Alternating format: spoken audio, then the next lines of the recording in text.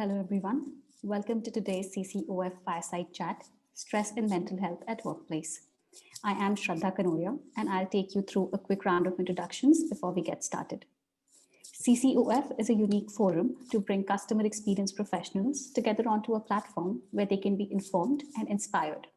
This event is being brought to you in partnership with Vernacular.ai. Let me welcome our guest today. Our first guest, Richa Singh, is the CEO of Your Dost, India's largest emotional wellness platform. She's an IIT Guwahati alumnus with specialization in user experience design. Richa is determined to build a support system to help people foster emotional well-being and is on a mission to eliminate the stigma attached to emotional wellness support. Our next guest, Dr. Jeannie K. Gopinath, is the Chief Psychology Officer at Your Dost. A clinical psychologist and a clinical hypnotherapist, he has worked as a professor of psychology at Christ University, Bangalore, as well as the Indian Institute of Psychology and Research. He has also worked as a performance coach with the IPL Mumbai Indians team. It is an absolute pleasure to have them with us today. Our moderator today is MD, who is the founder of this forum. He is an alum of IIT Madras, Michigan State University, and Stanford Business School. He has been an industry veteran for 32 years and an entrepreneur for the last 18 years. He was the first managing director of Dell International Services and is one of the pioneers of India's contact center industry. Currently, he's a mentor to many startups and a passionate customer experience advocate. Now, a few quick tips to ensure you have a great experience with us today. You can submit a question at any time during the chat in the Q&A box. All attendees have been muted to avoid any inadvertent disturbance.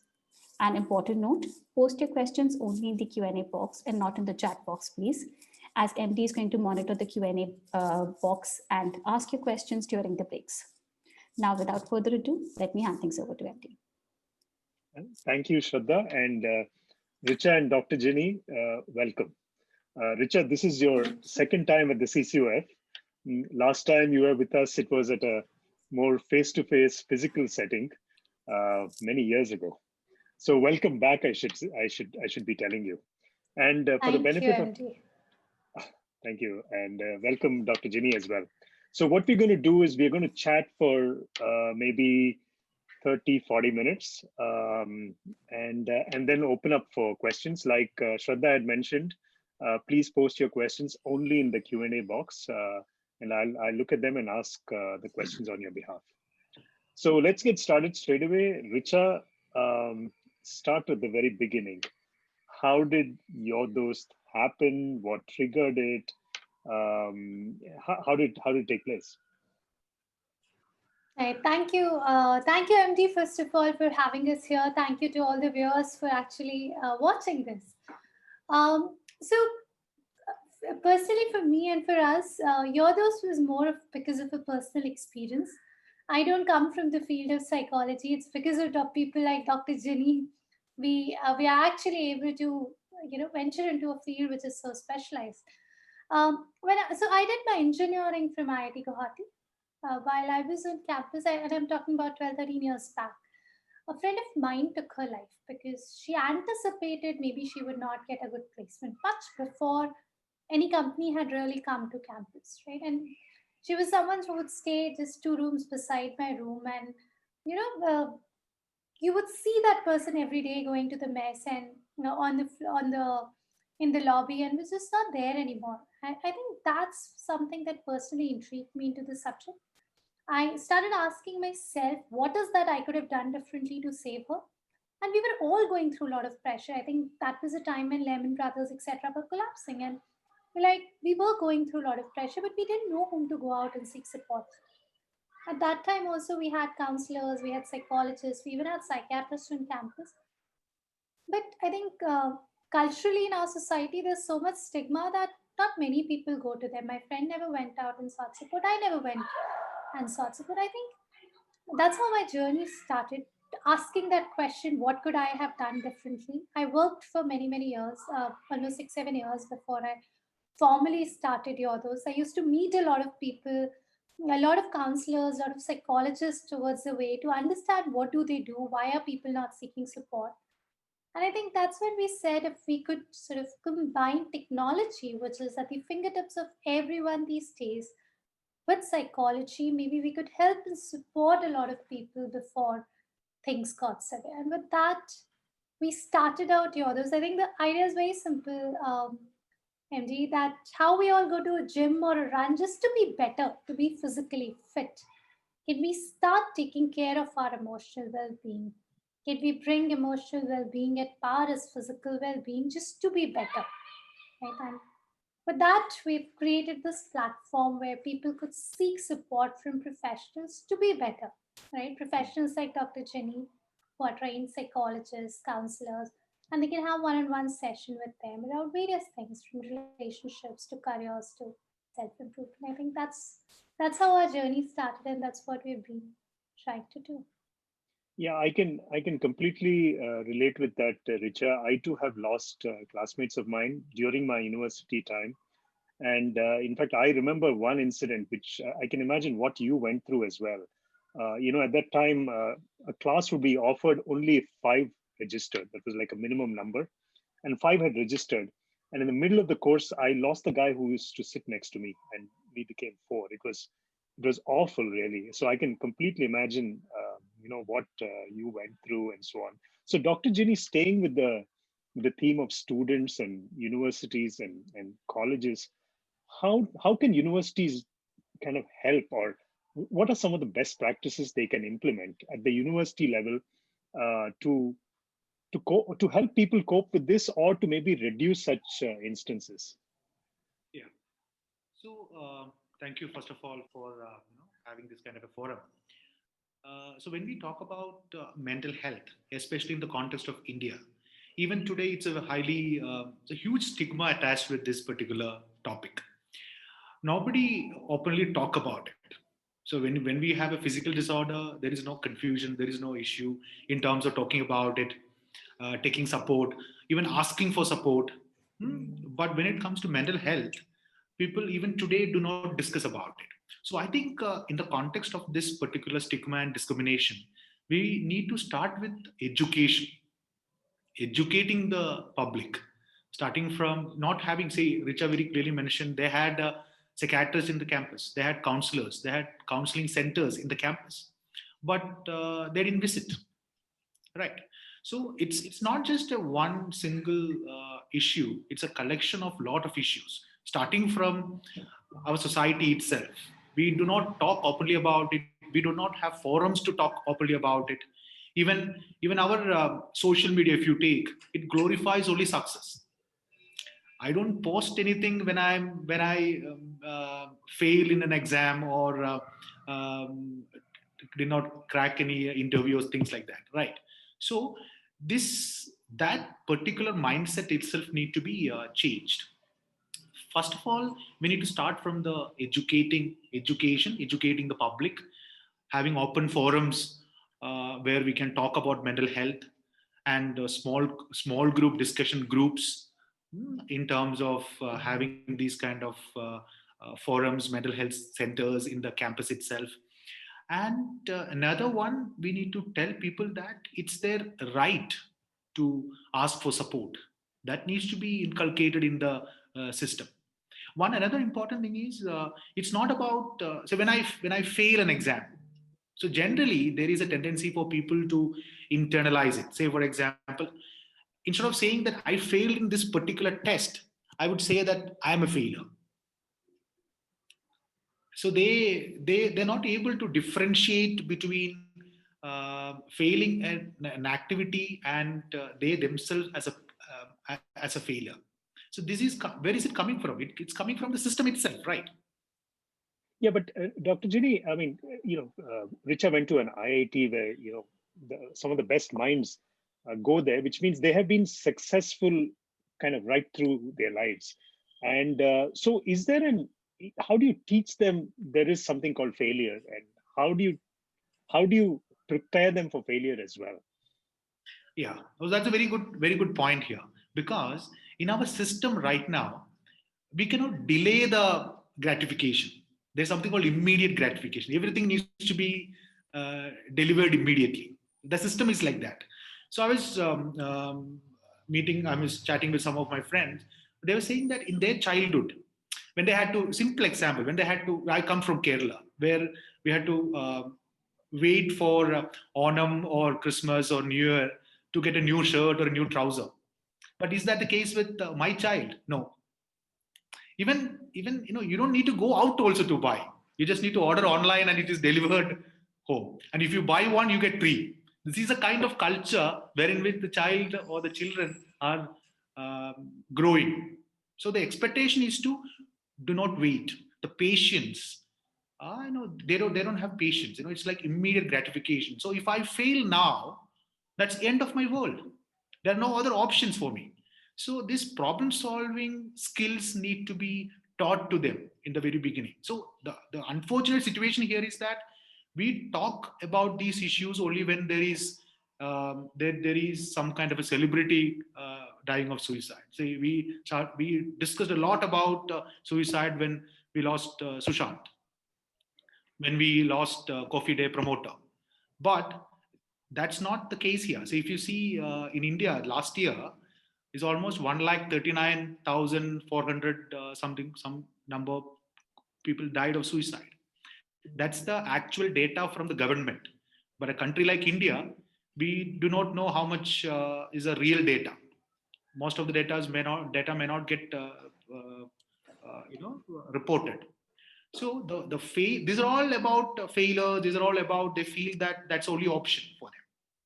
So at the university level, Dr. Ginny, what can a university do? Especially, I mean, let's take IITs because it's easier to relate over there. What does one do? What does the university do to teach them about failure and how can they do it? So, like going back to the same thing which we discussed previously. So, one thing is delaying the gratification. So, it's not just end of everything. That needs to be communicated very clearly. That needs to be taught also in the system. I would say that instead of teaching this technical stuff alone, they might need to teach some of these problem solving skills also from a real world situation.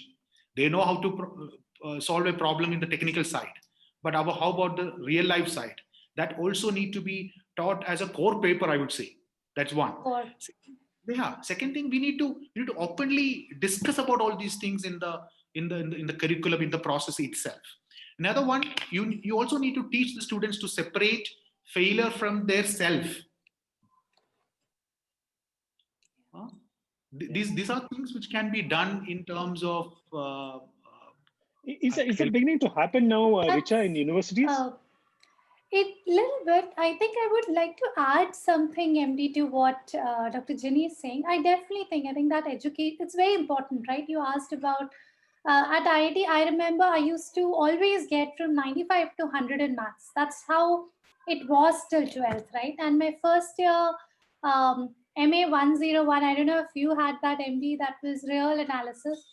I got 6 on 100, right? And for me, it was like the world has shattered. What am I doing? I made my parents feel so bad about it. And right, I'm not good for anything. And that's when I realized, so all this there was there for 5 days.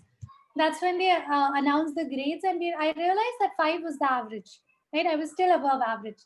But what I'm saying is, especially when you spoke about IITs and these premier institutes, I think they've never seen being second or being third or being 15th in the class, right? You put all the toppers in the class, somebody will be top, somebody will be 50th, right? That doesn't mean you're not good enough.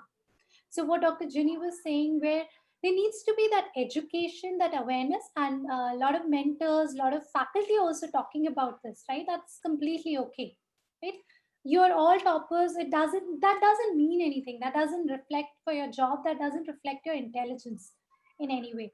A lot of courses around it, MD. There are some courses that have been introduced, but a lot of those courses are taken by faculty members. I think it's very, very important for our higher education to understand this is also a specialized subject, right? You have people like Dr. Ginny who studied for years together. He keeps studying even right now.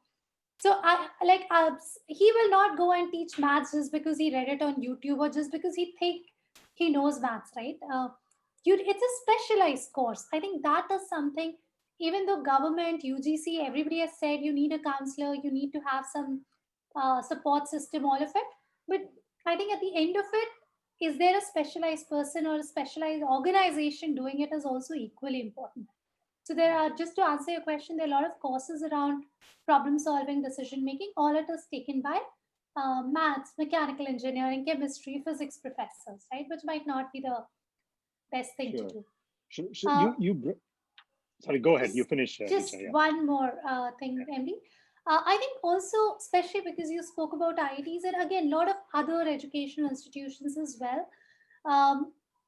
Government, AICTE and UGCs have said that you should have a counselor on campus. But again, for a lot of institutions, it's a tick in the checkbox, right? For a counselor, imagine 10,000, 20,000 students, even at an institute like an IIT, even if there were 500, one person is not enough, right? Just for the sake of having one person or a teacher doubling up as a counselor might not again be the right thing.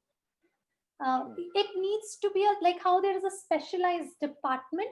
You have professor, associate professor, labs. So you need to look at it in a holistic way where you have a counseling center, you do workshops, you do courses, you do trainings for teachers because they also need to understand this is important. We had a case where there was a PhD student and the faculty said, "Oh, you sound a little cracked. Go to a counselor." Now that's not promoting mental health.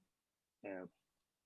So I think it needs to be touched at all No, levels. it's good that you're I know Yodos is working with several universities as well. So I guess that's one way of you creating awareness with the faculty there.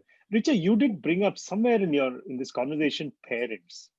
And I know some of our audience are parents. Okay. Right. So just can we touch on, you or Dr. Ginny, touch on the attitude parents need to take when their children are growing up, even how do you prepare them for life? I mean, universities, when I guess the kids have reached 18 or 19, but what about parents and what's the role they play?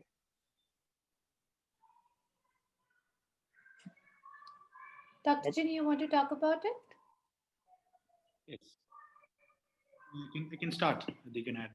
So I think parenting is very important here. The kind of messages which we give to the child on a regular basis. Say, for example, what do you mean by success? So here, success is always, say, I will give an example. I had a client when I was addressing a PTA meeting, where this child told me in a private discussion that he got around 49 out of 50. And he was giving it to the father, in the evening that, Papa, I got this mark. And the father was asking, what happened to that one mark? See, this is very, very disturbing to the child, right? So we are not considering that 49 marks. We are worried about that one mark which is lost. This is a kind of message which we are giving it to the child. We are not helping them to enjoy the process. We are only focusing on the outcome. So this is very, very, very difficult kind of a parenting style, which the child, when he goes to the college and to the corporate world, it will be difficult for him to sustain. So the kind of messages which we are giving. So you are incompetent if you are not getting full marks, and there are a lot of struggle in the parenting also now. So when I see that most of the children are being given, simple example, the second standard child was using iPhone. So I thought that may not be very necessary for that particular child. But when I asked the parent said that I could afford it.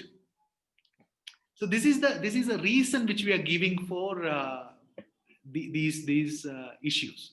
So if the reasons are not valid, then how are we going to produce better results? So it's very important for us to be mindful about what we say and also mindful about what we provide and the kind of messages which we give to the child on a regular basis. So the definition of success, that itself needs to start from the family. Sure, absolutely. Okay, now coming out of the university environment, just talk a little bit about mental health itself. I know mental health as a phrase, a set of words gets used very often, Dr. Ginny. how does it manifest? And of course, we see the result of it, some of the tragedies which happen. So how does it manifest itself? I mean, how do I, for instance, even know that I have a mental health issue? Or for that matter, how do I get to know that here my colleague sitting next to me is going through issues? What are the signs one looks for? So in general, mental health disturbance is something where you have some kind of issues in your feelings. I mean, your emotions, your thoughts, and your behavior. So any disturbance in your personal, impairment in your personal life, your social life, your occupational life, and also your familial life, these are all indications of mental health issues. Say when you come to your friend or a family member, you could see that what are the changes, the changes which happened to him in the recent past. Say for example, in the last 1 week, is there any changes? Say for example, he's not taking bath on a regular day. He's very slow, kind of lazy, lack of energy, not able to enjoy the activities which he used to enjoy before. Previously, he used to call us every day and ask us to go for a walk or something like that. Now he's not. Now he's avoiding those. So anything in the personal and the social front is the right the first manifestation. So most of the time in Indian context, what happens? Most of the people do not know that whether they are suffering or not. So what happens? It gets manifested as a physical symptom in India, especially. See, almost 40% of the depressive symptoms are manifested as physical symptoms like aches and pains in Indian context. Anxiety, especially, almost 30% of the anxiety symptoms are manifested as cardiology symptoms. The people visiting a cardiology clinic, 40% of them do not have cardiology issues. They have panic attacks, they have anxiety issues. Why are they manifested as physical symptoms? Because that is more acceptable, socially more acceptable. So I'm distressed, I need support, but unconsciously that will be manifested as a physical symptom because I get support because of the stigma and discrimination.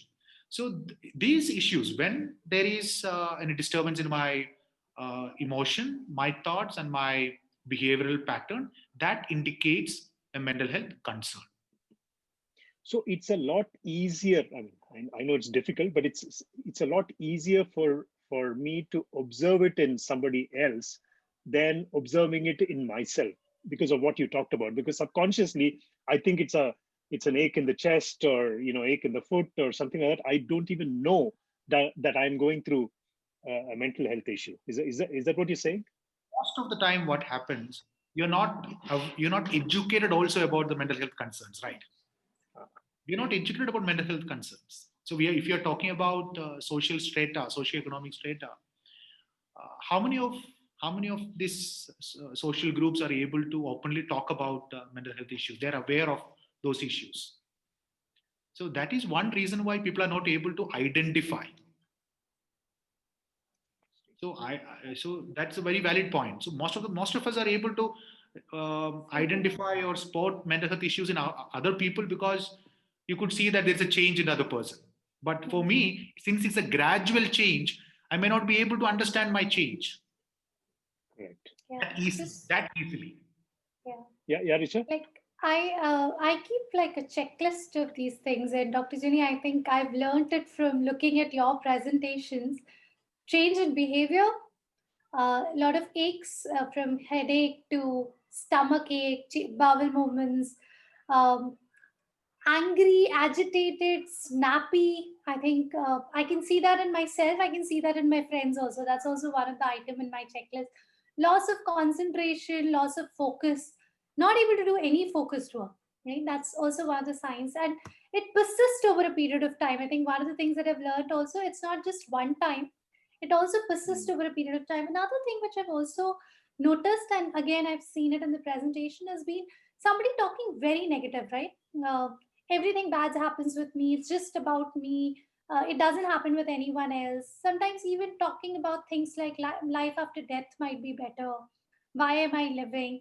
I think those are some of the checklist items that I have kept it for myself and for our friends and family members, just to be like, hey, am I noticing some of these, and has it persisted for a period of time, right? That could be a week, 2 week, and if 2 week is like a good time to see if it has been there, then it's important that I visit a mental health professional. Sure. So switching to workplace, based on what you're saying, for colleagues, or most of us Yeah. work in teams, Yeah. it's that much easier to kind of spot these things. Yeah. Is that correct? For managers, is it easy to spot? If they're mindful about these things, if they're observant about these things, yes, it should be easier to Could spot. they be a cause as well? It could be a cause as well, yes.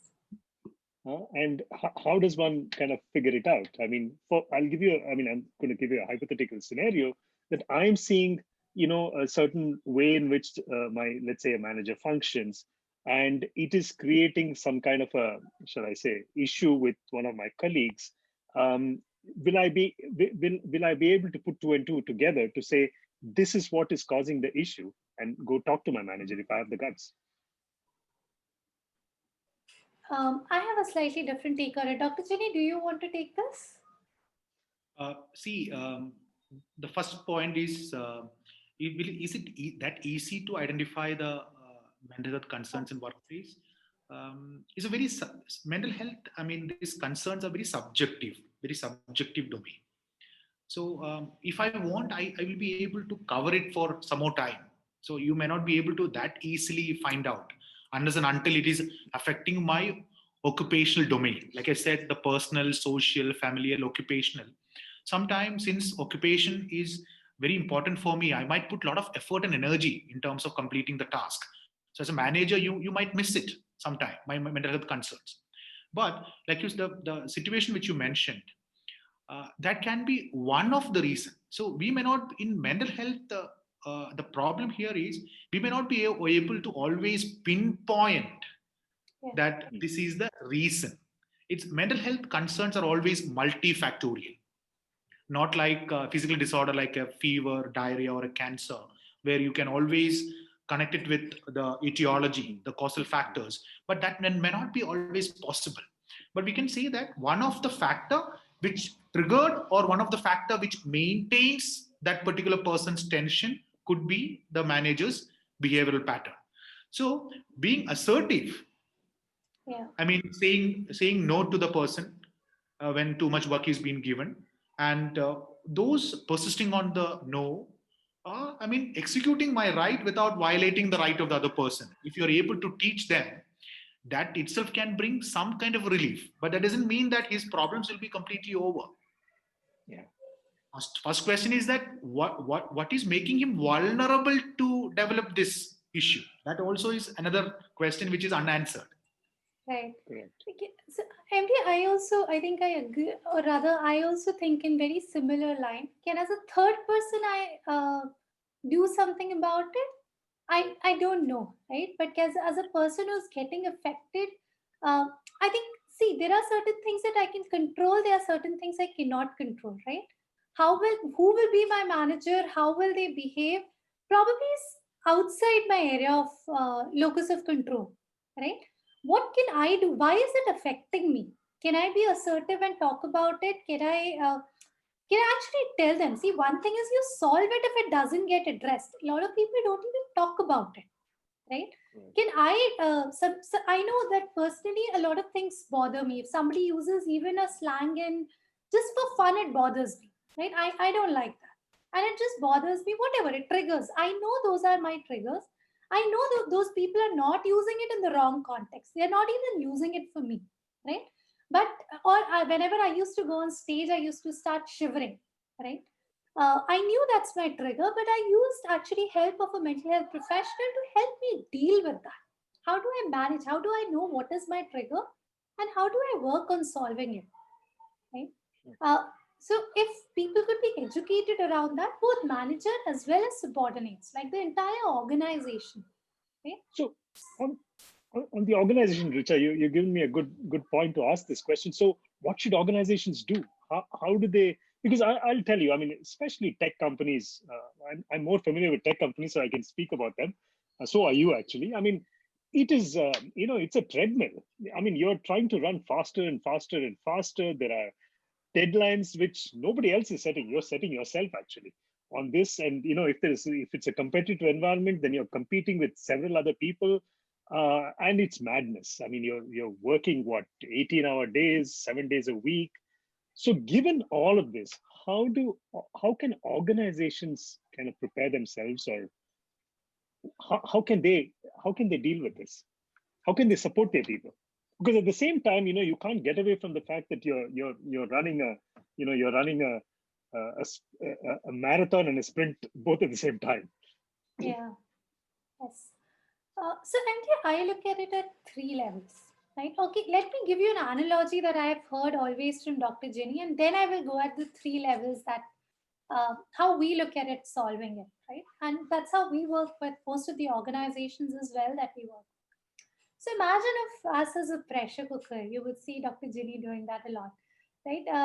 We are a pressure cooker, we are on a flame, right? And that flame in the house, we can control through regulator the flame, right? In real life, that's our external environment. We can't control, right? How many will be the cases tomorrow? What will happen? We can't control a lot of those things. But we have pressure cooker on that flame whose regulator is not working, right?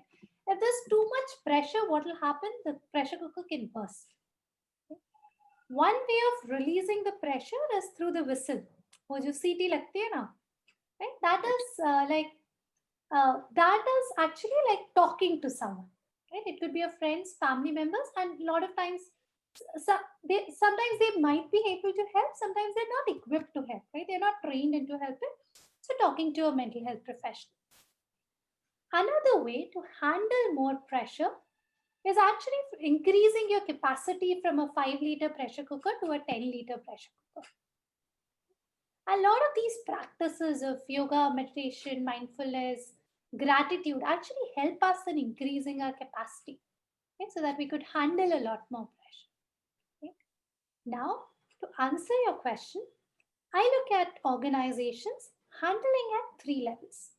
Emotional, to create a mental health ready organization or an emotionally well organization, I think it should work at three levels. One is an individual level. Can we have people who are more resilient? Can we train them into doing those things, right?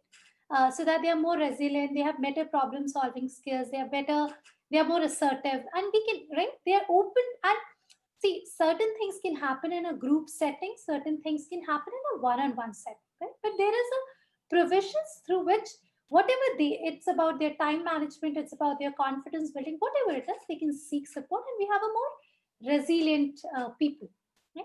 So one is at that level, right? For individuals, for managers as well, so that I'm a better manager, I can spot some of these things and help. Second is at the team level. Can you have a wellness champion in the team? Can there be certain team norms? Like one of the things we've been hearing, especially post-COVID, a lot of people would say that my manager starts their day late. They start their day at 2 o'clock and their day goes till 11 p.m., right? Whereas I always wanted to start, and I start my day at 9 a.m. and I want to finish it off at 6. I can be done with my work. But because they start late, I have to my day doesn't get ends by 10. Now, can we set some team norms which are there? If meeting time is this. After 7 o'clock, we don't call or we don't do a meeting unless it's an emergency, right? It's not like ping anybody anytime and do some of these things, right? Can we have like a team lunch or a team chai together? Some of these team norms, especially right now when people are all working from home, the natural support system which was there on a coffee. Water cooler conversation are just not there anymore. Okay? So it's a team level. And the third is, can there be certain things done in an organizational level where the CEO, the founders, the person on the top actually talks about importance of emotional well-being, right? Because that's how it becomes a part of the culture, right? And that can't be an HR's agenda or a wellness champions. It has to be an organization's important agenda, right? Be it wellness leaves that they are giving, be it talking about that, hey, I'm feeling very anxious these days, I want to take a day off. talking in the all hands that, hey, it's important that you take care of your well-being and things like that, right? I also, we work with a lot of organizations. We do this test where I've seen the CEO saying, oh, you're very stressed, which means you're doing a lot of work, good job. Right now, that's not a good glorification of thing. Or actually them saying, hey, you're not stressed. Looks like I'm not giving you enough work. Not that, right? So I think it needs to be a part of the culture where we say, hey, well-being of my people is an important thing for us as an organization. It's a tough balance, right? I mean, the examples you gave itself, balancing between, the pressure cooker, and I like your analogy, Richa, on the pressure cooker and the, lifting the whistle part of it. Now, you've been around for a while. Your dose has been around for a while. You've been receiving, kind of requests for help from several groups of people. Do you see any difference in the demographics? Youngsters versus the older ones? What kind of difference are you seeing? What are different issues which are coming up with let's say the 20-year-olds versus the 40-year-olds or the 50-year-olds? Interesting. It's a good question. So we do see people from various age groups reaching out for support. A lot of students are reaching out, a lot of young professionals are reaching out. We also do some work with geriatric population, and in fact, those seeking support has increased as well. We do some work with migrant workers, those seeking support has increased as well. So we are seeing, I think, across, in fact, a lot of housewives have also started reaching out for support. So when you say geriatric, it's what, 60 plus? That's what you mean by geriatric? Yes, yeah. 65 plus. Okay. Yeah. I think, so if I were to bucket into the kind of things people are reaching, in fact, a lot of entrepreneurs have also started reaching. In fact, 100% plus growth we've seen in the last 7 months for the number of entrepreneurs reaching out for support. Wow. Students, I think the fact that they're at home, finding it very difficult to manage relationships at home, right? This is the time you get up. I think we all remember our college days, right? We are used to that freedom with not having our parents around, and suddenly you're at home where everybody's watching what you're eating, what you're doing, when are you getting up, when you're going, who are you talking to, how are classes done, how attentive are you, how have you taken bath or not? I think that is one of the things a lot of people are reaching out. The second is also around jobs and placements. I think a lot of job offers, internship offers have been revoked, or not having great placements and things like that. That is also something a lot of people are reaching. Relationships, romantic relationships as well. I think it's difficult to sort of, first of all, that they're not there together. That adds to it. Also, at home, there's less talking that can happen, and that's why a lot of confusions or misunderstandings that people are seeking support or reaching out to help for. Where you talked about people in the 40s or working profession, I think a lot of people are reaching out for support related to parenting.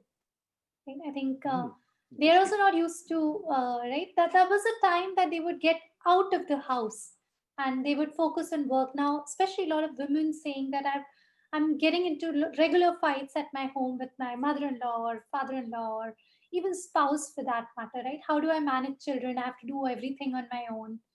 That has gone up.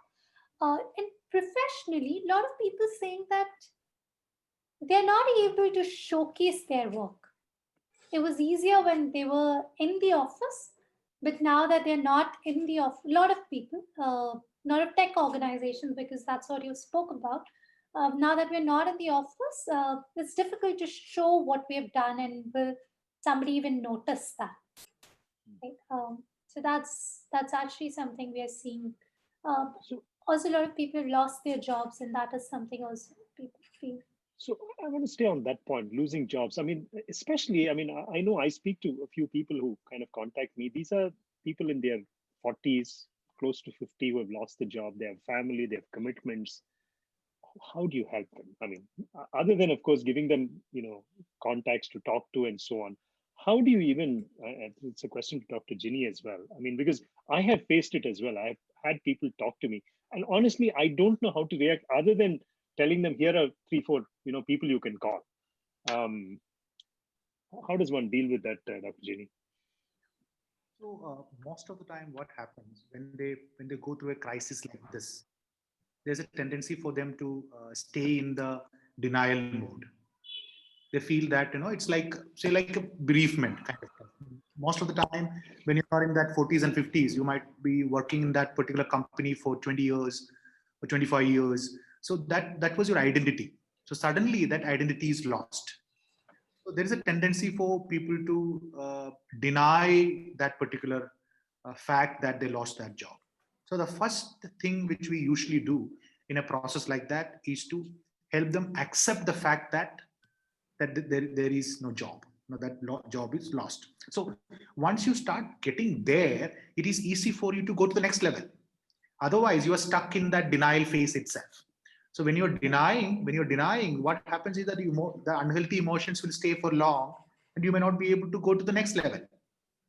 In termination interviews, also we have seen that people are bargaining. People do not want to accept the fact that it's them. They always ask the manager that, "Are you sure that it's me?" and things like that. Because most of the time they don't have any reason for that. So if you have a reason attached with that, a solid reason attached with that, they are able to accept very, very easily. Another one, once you accept the fact that there is an issue happened and the job is lost, another one is that there is a tendency for people to just withdraw from their normal, usual routine because they don't want to talk about it to other people. They get into a sadness, they get into a shell and things like that. So break that first.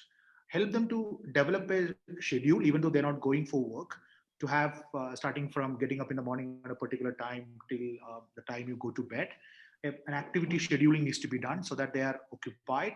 In between, they have time. They can have time where in which they apply for job and reskilling them and readapting to the situation. That's different. But from an emotional side, we need to help them in terms of building the resources to handle that particular situation. So previously, Richa mentioned about certain things are beyond our control. So helping them to shift their focus from things they don't have control to things they have control. That is the primary agenda of this process.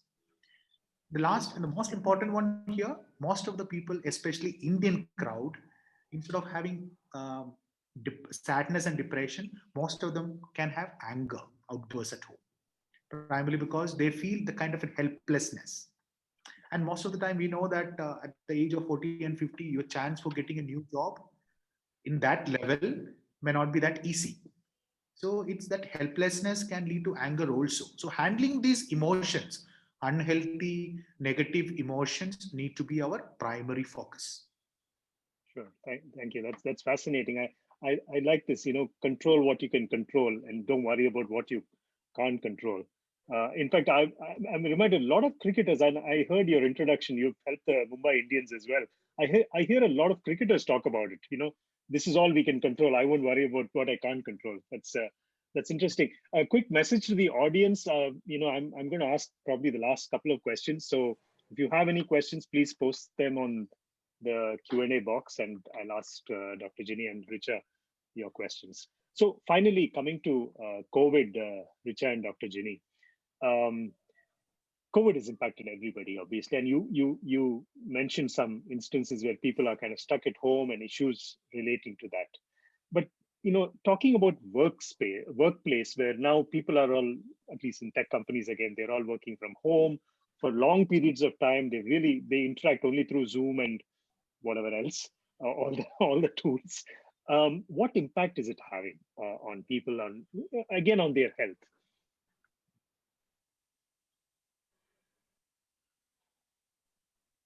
Dr. Ginny, do you want to start? Okay, yeah. So this is a crisis wherein which it's uncertain, unpredictable. So we don't know, the immediate goals are not met. There's a crisis going on psychologically. At the same time, another important element is the kind of coping strategies I had or we had may not be enough at this point in time. That's the most important element. So social distancing is being considered as, or misinterpreted as social disengagement. So that's again another issue which we face in our system. And most of us are working from home. see our usual venting options, those are all suspended. The kind of recreational activities, those are all suspended. Previously, the partners used to spend around 4 hours or 4.5 hours every day. Now they are spending 14 hours or 20 hours. That has increased the domestic violence and things like that.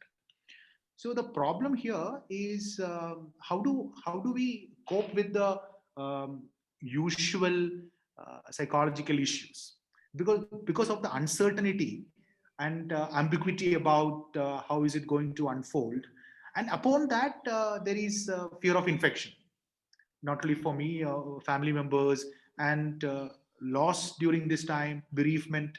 So it's multiple factors plays here. So the primary element which we need to see here is how do we vent out our issues now? How do we cope up with our psychological uh, problems? So one question which we can ask ourselves is that what is stopping my family member or my neighbor or my friend to come and start openly talking about their issues? So we are talking about the society now. So why can we start talking about ourselves now? Is there anything from my side stopping them to openly discuss about it? So the one simple question is, when I say, how are you doing? Can we be very specific? How is your mood today? Or what's happening in your life at this point in time? And most of us, when we ask a question, how are you doing? We're not really concerned about the answer. And most of us are stuck when they say that, oh, I'm bad today. I'm not doing well today. So We what don't know we how don't, to react. we don't know what to do next. So I think it's time for us to be very specific at this point in time, because all of us are struggling globally, and it's time for. I mean, everyone needs support now. It's not like So what uh, should companies do, Dr. Ginny and Richa as well? I mean, what can companies do? I mean, get people, I mean, maybe 5 at a time or 6 at a time, get them together physically with social distancing. I mean, what kind of methods can be adopted? say, Richa. Right. Getting people, not getting people, MD, is very, very contextual or subjective to the company, right? Also to the teams. If like our company is ready for it, maybe they have a lot of employees. Are they able to do that? Can they get people? Some, I know some companies have actually given away their spaces because the organization wasn't doing very well, right? So I think that is not something that I would definitely want to comment, or I think there can't be a general answer. They should do this or not, right? I think it depends on, can they afford to do it or not, right? Having said that, but we definitely, like I was telling initially, I think what Dr. Ginny was saying, I would just like to add to that, right? I think it is a time for confusion, for uncertainty, for ambiguity, right? And the coping mechanisms that we had earlier might not be enough right now, right? So it's important for us as individuals to understand we are humans. Humans are vulnerable, right? We are in a situation we haven't seen before, and it's okay, right? It's okay to talk about it, right? It's okay to seek support. We need to understand as individual, as human beings, as neighbors, as parents, as children, whatever, whoever, as colleagues, right? Now the similar thing at the organization level as well, MD, right? I might still have same things to do, but somewhere there could be things like somebody in my family is struggling with COVID, right? It could be I don't have the right support system in the home to address things, right? Can, as an organization, can I support some of these things? Can my managers be more trained to? I know a lot of. In fact, we got our operations team to work back from office because they are the front line and receiving the calls all the time, working 24/7. Some people are sitting in Chennai or smaller towns in Tamil Nadu and Kerala and Karnataka with poor electricity, poor arrangements, and they're like, how do I manage, right? Can we make, so we made sure that, okay, with all the social distancing, all norms, can they come here? We have food in the office, we have dinner in the office, so that they don't have to worry about some of those things, right? What I'm saying is, can we do some of these trainings for our people, saying and understand, right, what is required for them? Can we have some of those team norms, uh, invest into building those trainings for our people so that they are more resilient, they have better problem solving skills, It comes right from the top, right? It needs to be the one of the topmost agenda, like how we all look at the top lines and the bottom line. Can we also look at employee well-being as one of the most important, whatever lines we want to call it? You use it as a business metric, actually, along with it. Yeah. Yes. Yes. Yeah, fascinating. I'm actually done with my question. I'm seeing the question and answer box. There's actually no questions for you. I mean, I think they'll be riveted to this conversation. So let me actually, close this with one thing. I think our audience will be very interested. Richa, if you can quickly talk about what service you provide. I know you've touched upon it, through this conversation, but I remember, I think last time, I think it was Asian Paints, I think, who got very interested in your talk and asked about what you do for companies. I know that was many years ago, but if you can just quickly, tell the audience over here in terms of what Yodos provides to companies. Right. So we partner with a lot of organizations, from the startups to very, very large organization with several lakhs of people. Startups of from 20 plus size people organization. We provide emotional wellness support to the organization, where I mean, from people can take, like, you remember the example of the pressure cooker I gave you. So Yes. for one-on-one counseling, if people want to take through video, telephonic, chat, face-to-face on their premises, we also conduct a lot of group session, workshops, webinars, a lot of trainings for managers, for the leadership, first-time managers, for how could you build more resilient, more emotionally healthy organization? I think that's where we work very closely with the organization to achieve that goal. Excellent. And final question, Richa. So you did talk about, people wellness as a kind of a metric. How do you recommend companies measure that within their organization? So, Andy, I think one of the things that I keep telling people when they ask us also, how I think number of people actually coming out and talking about it could be one of the important metrics to measure, right? In fact, I've had organizations saying, "Oh my God, 20% of my people are seeking support. I will stop talking about emotional well-being." Right? This looks bad on my books. Now, that's not the right attitude to have, right? Right. The right attitude, wow, 20%, can I take it to 30%? Correct. Which means you're creating that safe space where people can talk about a lot of things. Will get better with that. So I think that could be one of the primary metrics. Everything else becomes secondary. Yeah, that's a very simple metric, actually. Well, with that, Richa and Dr. Ginny, thank you very much. I'd like to thank Vernacular as well for supporting us with this event.